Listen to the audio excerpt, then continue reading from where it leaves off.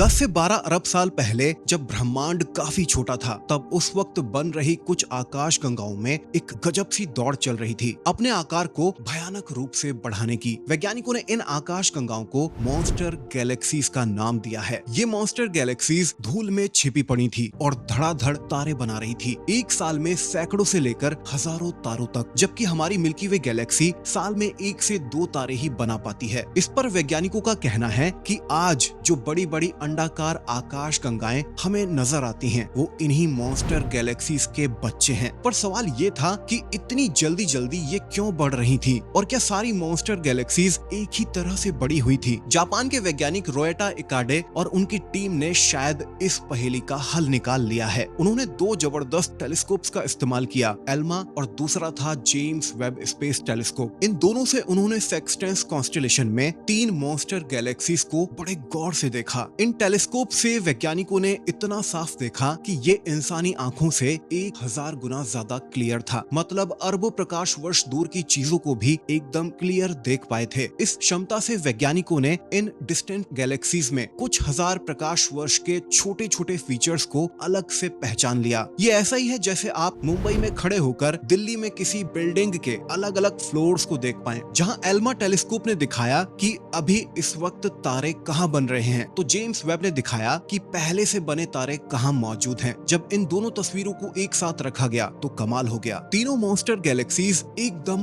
अलग अलग निकली। पहली गैलेक्सी में हर जगह तारे बन रहे थे, पर पुराने तारे बीचों बीच जमा थे। इसका मतलब साफ था कि 2 बड़ी आकाश गंगाओं की जबरदस्त टक्कर हुई थी, बिल्कुल वैसे ही जैसे 2 कारें आपस में भिड़ जाती हैं। दूसरी गैलेक्सी में सुंदर स्पाइरल आर्म्स जैसी चीजें दिखाई दी थी, जहां नए तारे बन रहे थे, लेकिन पुराने तारे गोल गोल फैले थे। मतलब ये एकदम अपनी ही ताकत से तारे बना रही थी। तीसरी गैलेक्सी में केंद्र के हिस्से में तारे बन रहे थे, पर पुराने तारे काफी फैले हुए थे और बड़े बड़े क्लस्टर्स में मौजूद थे। ये भी सुराग मिले कि एक छोटी गैलेक्सी फ्रेश गैस लेकर आई और इस गैलेक्सी के बीचों बीच टकरा गई, जिससे नए तारे बने। तो इन मॉन्स्टर गैलेक्सीज ने हमें सिखाया है कि ब्रह्मांड में बढ़ने का कोई एक फिक्स तरीका नहीं है। अब वैज्ञानिक और भी ऐसी मॉन्स्टर गैलेक्सीज को देखने वाले हैं, ताकि समझ सकें कि हमारी अपनी मिल्की वे गैलेक्सी कैसे बनी। आपका इस खोज को लेकर क्या विचार है? नीचे कमेंट सेक्शन में आप अपनी राय जरूर रखिए। चैनल को सब्सक्राइब कीजिए, फेसबुक और इंस्टाग्राम पर देख रहे हैं फॉलो कीजिए और लेटेस्ट वीडियो को यहाँ पर चेक कीजिए। आपकी डिमांड पर मैं लॉन्ग वीडियोस शुरू कर चुका हूँ।